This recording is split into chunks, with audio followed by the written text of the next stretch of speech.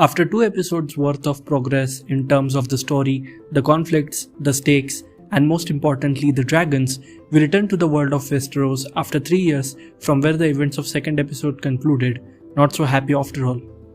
Where the first episode introduced us to Rhaenyra and Alicent's friendship, Corlys, Velaryon and Daemon Targaryen's subtle liking towards each other, most importantly from Corlys' side, Viserys and his nature as a king who wants peace in his realm but has been lacking the visuals or a mere proof of it in his own kingdom.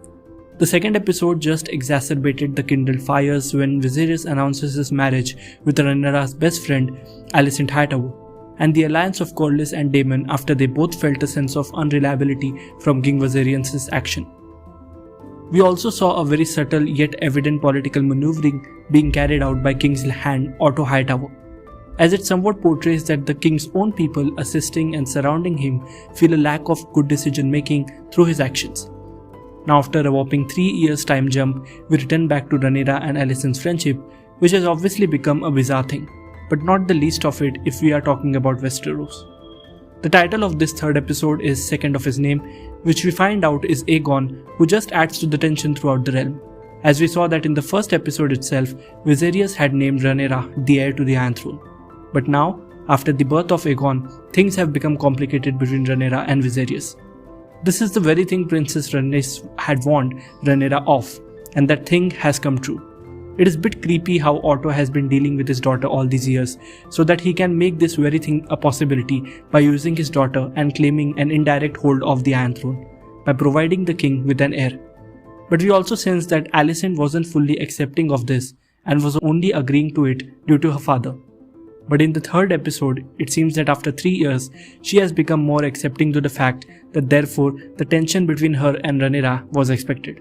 The episode starts off with an expansion of sorts on the events that were introduced to us in the previous episode with respect to the crab feeders. The previous episode ended with a visual on the leader of the crab feeders known as Craig's Rhaenyra, which did leave us on a kind of a cliffhanger. And after nearly 3 years, we start off with that very place where all this turmoil has been happening. While Rhaenyra's motive behind all this did seem confusing to me, but one that's very evident is that he wants to take over this very region important for sea trading. Now how Daemon and Corlys' alliance will tackle this situation gets answered pretty brutally by the end of this episode. While the show was pretty economical with the dragon scenes, it went on an overkill mode with this episode where we first see Daemon trying to find Rhaenyra while also doing his best to burn and destroy everything, and later in the episode the arrival of Rhaenyra Velaryon riding on sea smoke. This particular scene kind of reminded me of entry of Sansa Stark during the Battle of the Bastards, while also having similarities with how Jon Snow deciding to single-handedly tackle Ramsay's forces, and Daemon doing the same with the crab feeders, and we very well know how both of them ended. I was somehow confused as to how many people did Rhaenyra had under him that this conflict had been going on for the past 3 years. Do let me know your thoughts on this. Moving ahead, we see a preparation happening in the kingdom for Aegon's second name day, who is also the person behind the title of this episode. Now this title has a significant importance when we talk about the series as a whole, as I had discussed about it at the bit of the start of this video. To add to this sense of potential conflicts, we see that Alicent is already pregnant with another child, and things are already worsened with the birth of Aegon. Throughout this episode, we see Viserys struggling with his decisions he made and is going to make. After all, it was him who named Rhaenyra the heir.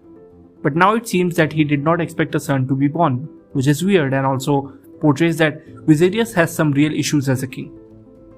Even with the instance where he learns about the ruckus happening at the Stepstones, he haphazardly sends some men after Alicent's suggestion.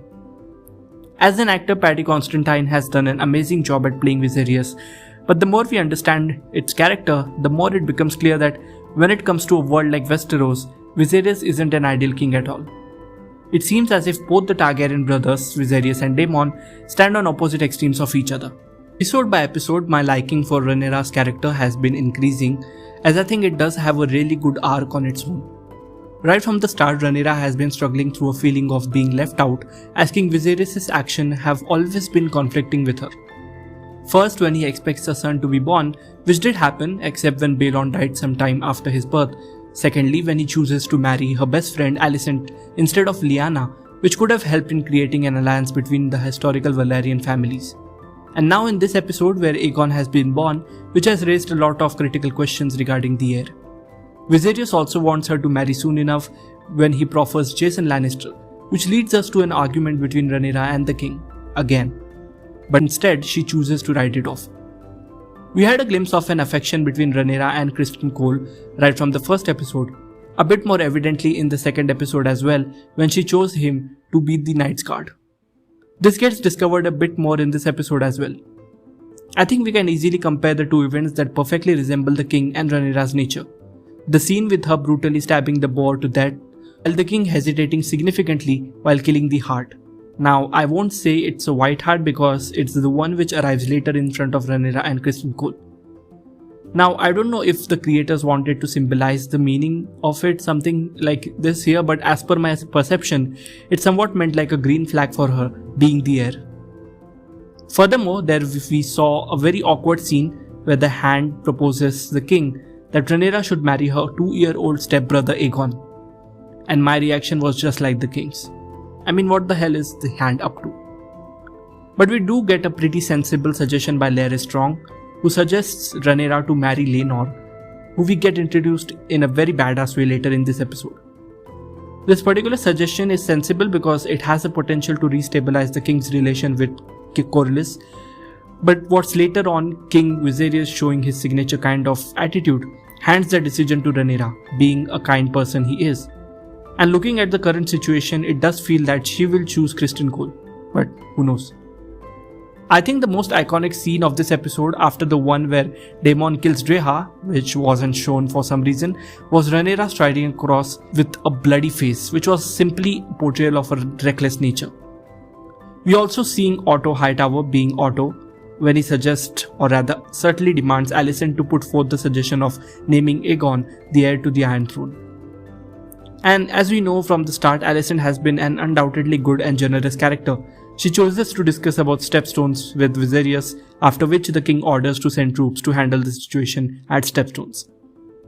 Before the bloody battle that just happens in the last 15 minutes of this episode, we see Viserys trying to right his wrong by letting Rhaenyra decide who she wants to marry, while also rebuilding a sense of a lost father-daughter relationship when he confirms her that she will be the heir to the Iron Throne no matter what.